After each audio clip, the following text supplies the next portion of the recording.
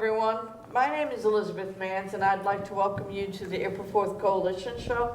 This is the March 31st, 2025 edition of the show, and our mission statement is, we are for workers' rights and collective bargaining rights, and are against tax breaks for the rich and corporations who ship our jobs overseas.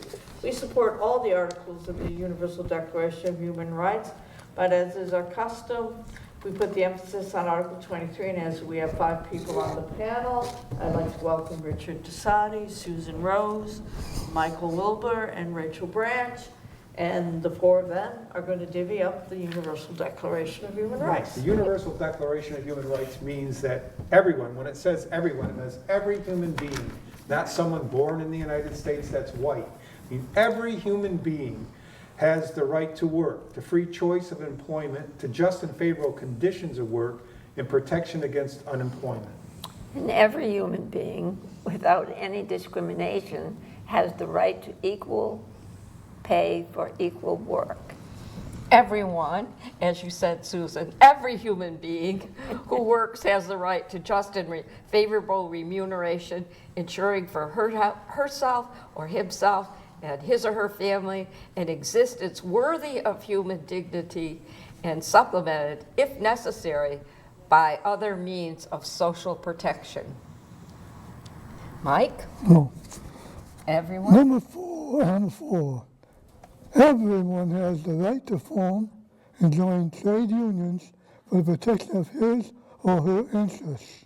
Okay, and as is our custom, we would like to thank the staff here at NBCTC staff, and I'm having one of those senior moments. I know it's more of the Berkshire Community Television Corporation for their assistance in putting on the show, so thank you to Matthew Tucker, Nicole A. Brown, and Joanne Hurlba, and to the program people at WMNB for airing the audio portions of our shows on Friday at 6 p.m. So, Dick, we have a lot going on. Right. We have a crisis. We have a vacancy in the office of the President of the United States. There's an oath that president takes, and the person that is serving in that spot has no intention of following that oath or following the Constitution that we have. So please pick up a Constitution somewhere. I have a couple of copies here. Read it. The president doesn't have the right by a stroke of a pen to change this.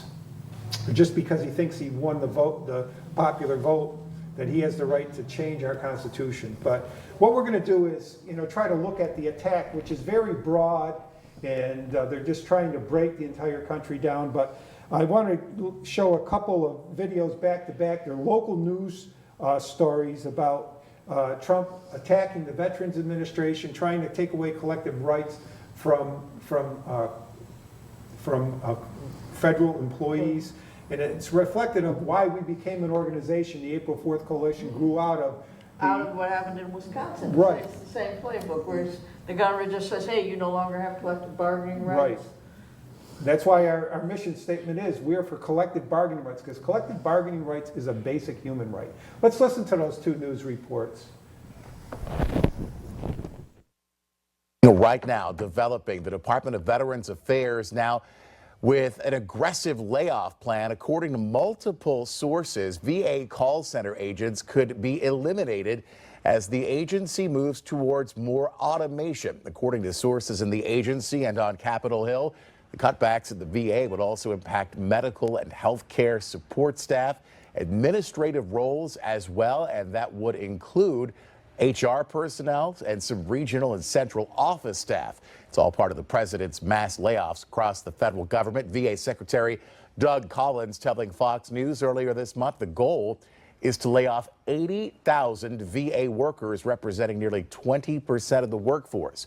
Sources say the layoffs would come in waves starting in the next few months. The VA press secretary said they're trying to fix major problems and stressed no final decisions have been made. In the meantime, President Trump is taking aim at unions with an executive order aimed at severely weakening them. It ends collective bargaining for unions that represent more than 1 million federal employees. Impacted agencies would include the Departments of State, Defense, Justice, and Health and Human Services. The president citing a Civil Service Reform Act of 1978 as the authority for this action. The American Federation of Government Employees vows to challenge this in court. Similar lawsuits have been at least temporarily successful in reversing tens of thousands of federal layoffs. They've also blocked the Department of Government Efficiency from accessing sensitive Social Security info. Now, collective bargaining is the most important power unions have. Without it, their ability to protect members is limited.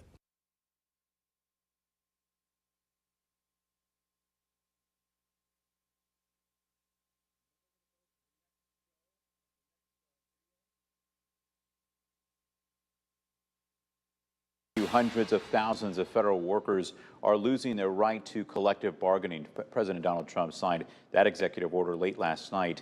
Maddie Franz joins us in studio to show us which departments are affected and how local union leaders are reacting. Good evening, Maddie. Hey, John. The order removes union rights from agencies in these 20 federal departments, citing a 1978 law that restricts some union action based on national security. A White House fact sheet offers explanations for how each department impacts national security, and those agencies included include the FDA, EPA, CDC, ICE, and FEMA. But Quad Cities union leaders aren't buying those explanations. I thought it was a joke. It came as a shock across the Quad Cities. How deep are these cuts going to go? Why target these specific folks? With the signing of an executive order, decades of federal workers' collective bargaining were wiped out. The president just attacked us and took away our right to join a union. John Sumker is president of AFGE Local 4070, which represents workers at FCI Thompson. Without collective bargaining, he worries the security and safety measures included in union contracts will disappear. So our job is to protect the workers' rights, to have a fair and equitable treatment for all staff. You could have a job one day, you could be gone the next. Daniel Gosa, president of the Quad Cities Federation of Labor, has those same concerns. That'll directly impact the economy. People aren't making as much money, so then they're not spending as much money and different things like that. 70% of Americans actually think unions are good, and that includes a majority of people in both main political parties. Labor historian Peter Cole is a professor of history at WIU. He says he's skeptical of the justification behind the order. Do people who work for the EPA really have a national security need, or are they really at risk? In my opinion, it's a very weak claim. The White House's fact sheet says domestic energy production falls under national security, which impacts the EPA. Zumker with the prison union also argues against his department's inclusion in the order. To be clear, we have nothing to do with national security. Our job is custodial. Cole expects unions to challenge the order. He doesn't have the power to do this, right? Congress, in fact, gave many federal workers the right to unionize. Now, in that fact sheet, the White House says some federal unions have, quote, declared war on President Trump's agenda. It says Trump will support unions who work with him, but, quote, he will not tolerate mass obstruction that jeopardizes his ability to manage agencies with vital national security missions. John? May I? Yes. Most people don't know I'm classified as a war veteran because of my service in the Air Force at Wheels Air Base during Vietnam, and I was evacuated during the 6-day Arab-Israeli war. There's quite a story behind that. I am beyond horrified and I am also a volunteer in my 6th year as a musician at the VA in Northampton for Community Living Center, very disabled veterans. And this is beyond horrific. This is, I don't know, I'm terrified for our country, and where is our for the people, and the people who need to stand up for the people, especially those in Congress. The president did say that, I thought it was disgusting. All I can remember is the one word. He said that they were suckers. Mm-hmm. I can't remember. You're talking about Yeah, the he quote did years about ago, Vietnam? when he couldn't Yeah. understand, when he was in France and he couldn't Couldn't understand understand. why people would give their lives for something, because he's incapable of self-sacrifice. Right. He can't do it. And the word that stood out to me was he won't tolerate any opposition in that story about the unions and collective bargaining. And that's the only reason, because he knows the unions are going to stand against him. So he's moving to try to break them and whatnot. And if he does succeed, he voids all the contracts. And then my other question would be, fine, you're laying off all these people. Where are the jobs for them? Who's going to create the jobs for them? So that they can support their families and work. And where are the benefits? Where are the benefits? The people that are going to need to provide benefits, like unemployment, all those benefits, where are the people coming from for the federal government to take care of that? Right. And to threaten Social Security, which is earned by the American people. This is a fear tactic. This is just so authoritarian. No, the intention is to totally destroy democracy here. Yeah, destroy our country. They want to institute He a wants to- fascist, a dictatorship. Yeah. He wants They want to the presidency to eliminate. become a dictatorship. He wants to, I'm sorry, No, you're right. interrupted. Go ahead. Go ahead, your turn. You have the floor, Sue. I have the floor, that's great.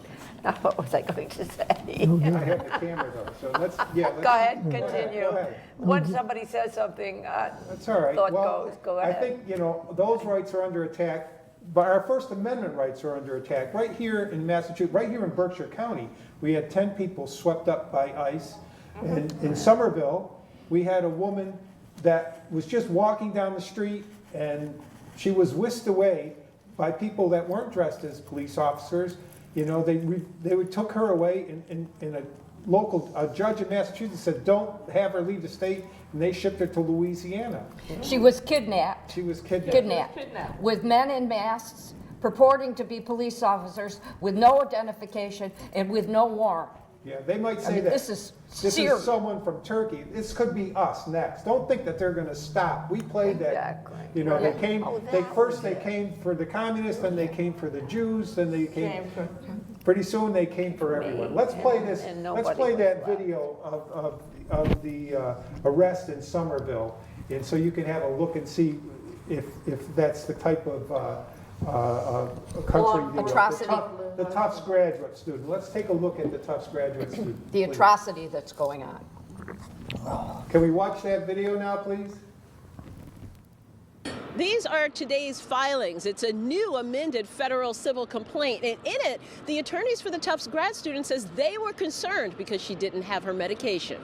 The newest federal court filing names President Donald Trump and the directors of ICE and call this the illegal arrest of 30-year-old Umeysa Ozturk. The Tufts PhD candidate from Turkey on a student visa screamed when masked ICE agents approached Tuesday. Court documents say she suffered an asthma attack while in custody. Her attorney had no idea she was transferred to the ICE detention facility in Louisiana. Her lawyers include 2 federal exhibits, one showing the government terminated her F1 student visa a week ago, Friday, March 21st. The other, a notice to appear on April 7th, in which the government claims she is deportable without giving a reason. Page after page, her lawyers call the arrests an effort to silence political speech and argue it violates the First Amendment. Everyone is obviously very upset, very scared. I know a lot of my international student friends are really worried about their own situation. Wednesday, Tufts students rallied in support of the detained grad student. There's definitely a lot of people that want to obviously see her return safely. Senator Elizabeth Warren's letter to Homeland Security and ICE questions under what specific legal authority was the arrest authorized? How many students has DHS arrested? And what notice did Ozturk receive of the visa termination prior to her arrest? A Tufts student's walkout is planned for Tuesday on the academic green. I feel like a lot of people are obviously very angry and very confused about why this is happening. The Tufts grad student did co-author a Tufts Daily article last March about the university's response to the pro-Palestinian movement. Her attorneys and the court documents say her arrest is punishment for that and a way to chill other students' free speech. In Boston, Rondella Richardson, WCVB News Center 5. I think she might have been in this country legally for 9 years. I think she's a graduate student and teaching, and And she's from Turkey. And what they're planning to do is send her back to Turkey, and Turkey right now is in major upheaval. The president had an opposition party person nominated to run against him, and he immediately arrested that person. And you know, and they have no, in Turkey they don't, you know, she is going to be considered a dissident there too. We're putting her life in danger. Right. Using your First Amendment right to freedom of speech, even if you are speaking up, I mean, that's one of the most important things United States citizens can do, is speak up against their government if their government is not following the Constitution. Right. This is so serious, it's hard to even begin to talk about it, but it is just I mean, egregious treatment. I mean, people should look at that video and see the masks on the people and everything. Why are ICE, if they're doing the right thing and following the law, why are they masked? They shouldn't need to be masked. They should be able, you should be able to see who's coming to arrest you. It shouldn't be a faceless. But she shouldn't be arrested. I think, why don't we leave the camera on everybody so you don't have to keep turning it around? Yeah. Let's just show everybody, because we're going to have an open discussion. Yeah. But well, you have to She think. shouldn't be no, I agree, she shouldn't be arrested, period, because I doubt that she got a letter telling her. no, But they there's should, no warrant, for heaven's sake. no, they send a letter saying we're going to take away your visa, appear in court for this hearing. You know, they don't have to swoop down at her at night or on her way to eat supper and just kidnap her. You know, the same thing that happened to Ahmed Khalil, is that Mahmoud Khalil, and I was just going to say, there's his 8 months pregnant wife. In the middle of the night, people taking him out. I think both of them are in a Louisiana prison. This is Abu Ghraib. This is Guantanamo. This is the dark places after the Patriot Act that they were whisking people out of the country and putting them in some dark prison in some unknown country where nobody even knew where they were or who they are. That's why it's so important to stand up right now in what we are doing right here to keep the spotlight. Fortunately, we have several people with their names and pictures, and you know, Mahmoud Khalil's wife photographed it. Thank goodness we have that. Thank goodness we have this woman in Somerville. This is Massachusetts. How close does it have to be for us to really know how serious this is? 10 people right here in Berkshire County. They were, you know, hardworking people, just whisked away, no trial, nothing. No. We, you know, this, you know, and what that Ahmed Khalil, well, you know, there were more videos we wanted to show, but the woman from Columbia said that he was chosen by Columbia University to negotiate between the university and the demonstrators. He wasn't leading the demonstration. He was chosen as person that was a man of peace, that was good enough to negotiate from both sides.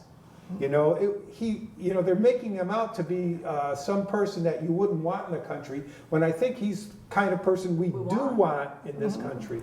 Well, there's another woman, and she was a graduate student, and she's had to go to Canada. She couldn't wait to see if there would be any civil rights protected for her. And I knew somebody from Afghanistan, and he had a green card. He fought for the United States during that war, and so, but isn't there people with green cards that they're sending back? Yes, Illegally? that man that You know we're what he talking said to me? about, No, that man that we're talking about, the Columbia College student, Yeah, well, was a he- green card. His wife was an American citizen, citizen, yes. and she's 8 months pregnant. He Now, said to me, he said, well, they're not going to come door to door. Let's hope That was not. it. I said to myself, that's what they're doing. They did. They grabbed all these Venezuelans. They said they're gang members, put them on a plane, and the judge said, don't let that plane leave, or if it's in the air, bring it back, because these people were absconded without trial. They just put them in there. They said, you're going to a maximum security prison in El Salvador, which worldwide is known for human rights violations. No, you know, one of the judges in a 3-judge panel that reviewed what the judge who ordered them to come back said, we treated the Nazis better during World War II than we're treating these Venezuelan people. So let's take a look. We have Kristi Noem, who was a governor of either South or North Dakota, I can't remember which, who bragged about in her biography that her dog didn't behave, her puppy didn't behave, so she brought it out and shot it. Now she's posing in front of this prison in El Salvador, where we're paying like $400 million or dollars to them to keep this. Let's take a look at that video. We have Joe from Morning Joe talking about this. I saw an extraordinarily disturbing image of Kristi Noem standing in front of prisoners in cages, standing there straight, shaved heads, no shirts, stacked high, obviously posing for Kristi Noem. Can you give me some background on that? Because that was such a jarring, disturbing image and something that I don't think I've ever seen in American government. Yeah, I think that deserved more attention this week. I'm glad you brought that up. That's when, just this week, actually just 2 days ago, Kristi Noem, Secretary of Homeland Security, went to El Salvador's CICOT prison, where they just sent over 200 people that the administration says is tied to the gang Tren de Aragua. Right. Although, as we've heard in circuit court, it was very hard for them to prove those connections, but they used the Alien Enemies Act to do it anyway. I think what you saw there, though, really gets us outside of this back and forth about what's going on with Trump in the courts, and it shows the reality of that prison and people who were sent there without due process in our country. She's standing in front of these men, as you see there, many of them shirtless. They put 80 men in those cells for 23 and a half hours a day. They sleep like that. There's no individual beds. They're not allowed to talk. There are no mattresses, sheets. We've heard about some pretty disturbing, it's notorious for human rights abuses. I won't get into all of those details. She's seen there to show how tough she is on this. And of course, it's one of the reasons why Trump picked her. Many people thought it would be Chad Wolf. He picked her mainly for the reason that she wrote in her memoir that she shot her dog, who was untrainable. Trump likes her toughness, and she wants to put that toughness on display. And she said in that video that this should serve as a warning to anyone who comes to the United States illegally. Now, to cross the border illegally is a misdemeanor, something that's not usually even prosecuted in federal court, something that really doesn't even keep you from getting asylum. There are plenty of people who historically have claimed asylum by crossing the border illegally. Now, under this administration, you could end up in those situations. The other thing we should be asking is, how do we know that everyone there was even illegally in the United States without due process? You could potentially have American citizens. A judge even asked the Justice Department, could you put me on one of those planes and send me there? So there are a lot of questions behind that. They want to use this as a deterrence measure, but one of the things we're trying to get to the bottom of is, how long are those people going to be there? Because when she was asked that, she could not answer that question. Well, I say one thing is, whatever you do, young man or woman, make sure you got a shirt on if you got tattoos all over you. Because you know what I'm saying? Yes, but they're not provided them. They're prisoners. They're not being provided with certain suits. First of I all, know. I'm just saying before you get taken. Yeah, whatever you do, don't. First of all, they were not posing for her. They're just in that cage. They were forced to stand up behind her. This is egregious. It's unconscionable, and we do not know who these people are. And once again, there are no warrants, and they attacked the judge, who said verbally that plane was supposed to turn around and it did not, and they were fighting that a verbal order is not an order. It definitely is legally, and then the judge, and thank you to that judge for standing up and still fighting. We hope there are many, many, many more judges who will continue to stand up for the rights of human beings. But this crowd in Washington, the Speaker of the House, said that they can defund judges. If these judges are going to rule against Trump, we're going to just cut off, we're going to eliminate them. We as Congress can eliminate these judges. These people have no concept of what our Constitution states, and they don't want to uphold it. They definitely don't. You know, we're in a dangerous situation. And things can get worse. I mean, a lot of these people that are being deported, they're using laws that were set up by vicious people that were anti-Semites that wanted to deport Jews, and now they're shipping people out using the same law, saying that people are anti-Semitic. when they're supporting the rights of Palestinians to exist, you know, and all human beings have that right to exist. Next week, we're going to do an hour-long show with Maynard Cedar and his wife, Sheila Weinberg, about the Palestinian situation and the Israeli-Palestinian situation. Maynard, please ask me to go see this movie, No Other Land, and Sheila, and my wife Sheila and I went and saw it. So we're going to show you the trailer, because if you can get out and see this movie, please do. It's about the state of what's going on in Palestine, in the West Bank. Let's see that No Other Land. Let's see the trailer to that. Can we see the trailer to No Other Land, please?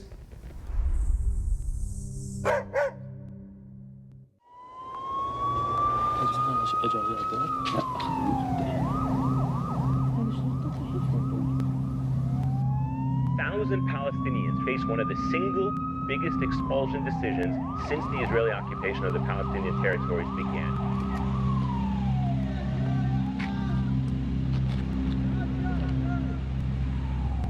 هاي قصة عن القوة. أنا اسمي باسل. مسافر يطا هي المكان اللي كبرت فيه. بداية تصويري هي بداية نهايتنا. جرافات؟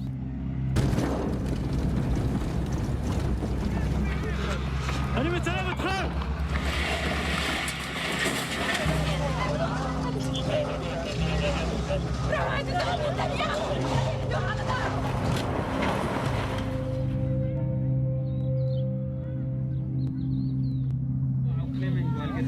شوف ايش في الوضع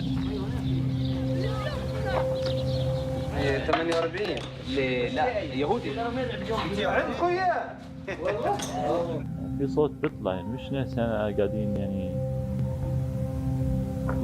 مش بني ادمين. شوف دخلوا. This is what's happening in my village now. Soldiers are everywhere.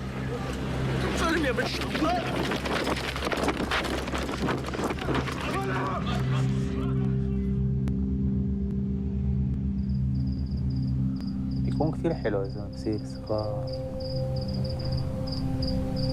بعدين انتوا بتيجوا تزوروني مش انا بزوركم ولا لا؟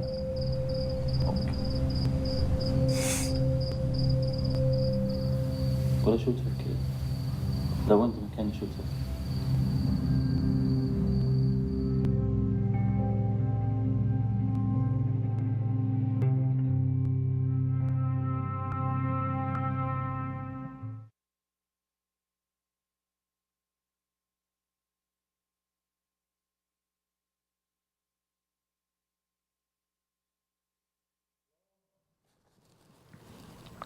Nicole? Hello. Here we are. And just think, we're in the early stages of this coming to our country. Yeah. It's already here. It's I really know. sad. It's already here. It's really sad. I mean, that won an Academy Award, that documentary. And then 3 weeks after that award was given, the star in that co-director, his home was attacked. He was attacked and beaten and then brought to jail. He was beaten by West Bank settlers, but they're not really settlers, they're invaders, because that is not part of Israel. They are invading that West Bank, which is Palestinian land. And then they beat this person in his own home, and then the police came and arrested him and brought him and put him in jail. Luckily, people were able to stand up, and he came out after that beating. But it's just horrendous, you know, the treatment that is there. It's well worth seeing, because it really humanizes it. I was worried going there that it was going to be really bloody and gory, but it wasn't. It just showed the human aspect. Someone coming and tearing down the school that you built for your children, just because they don't want you there, that they want to take your land. Well, that goes right back to when I was evacuated from Wheelus Air Base on June 8, 1967. And that war is when Palestine was taken over by Israel, and it's been inundated with horror and war and killing and now genocide. since that time. Yeah, we wanted to show a video of the song Ain't Nobody Gonna Turn Us Around, but we don't have enough time for that. We'll do We're it just gonna next one. close out the show. We're gonna say Right. power to the people, stick together, develop our relationships, stand Make together. community. Power to the people. Power to the people. Power to the people. There we go.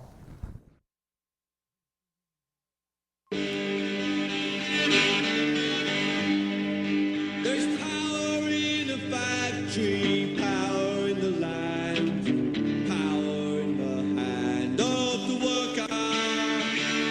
But it all amounts to nothing if together we don't stand. There is power in our union. Now the lessons of the past were all learned with workers' blood. Mistakes of the bosses we must pay for. From the cities and the farmlands to trenches full of mud. War's always been the bossy